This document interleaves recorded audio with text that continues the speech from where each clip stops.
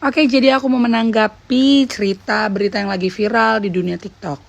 Jadi ada seorang perempuan yang menikah tanpa restu dari mama kandungnya.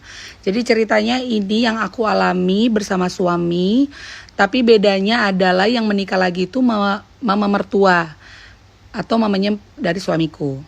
Jadi suamiku marga Siagian, mama mertuaku Boru Sihombing, dan mertuaku menikah lagi dengan marga Huta Barat. Menikahnya karena mertuaku laki-laki Siagian sudah meninggal ya.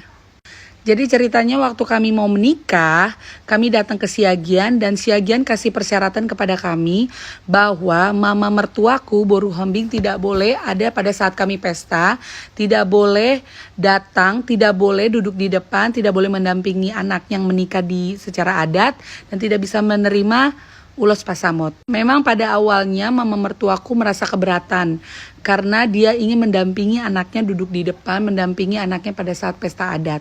Tapi lama-lama mama mertuaku menerima semua itu supaya menurut dia semuanya berjalan dengan baik dan pesta adat kami berjalan dengan baik. Dan ketika kami datang lagi ke marga Siagian menyampaikan hal itu, malah Siagian menambahkan lagi bahwa Tulang Sihombing tidak bisa hadir pada saat itu. Tulang Sihombing juga tidak bisa menerima titik marakup. Dan pada saat itu kami kecewa, jujur menangis karena tidak bisa negosiasi. Dan akhirnya kami memutuskan untuk kami menikah secara pemberkatan dan hanya resepsi saja, tidak pakai untuk acara adat. Walaupun semuanya sudah dipersiapkan, gedung adat, catering, pemusik dan semuanya sudah dipersiapkan dengan baik. Dan pada saat itu juga kami memutuskan bahwa kami menikah hanya pemberkatan saja dan resepsi. Kami memutuskan itu karena kami tidak mau jadi anak durhaka kepada orang tua dan tulang kami.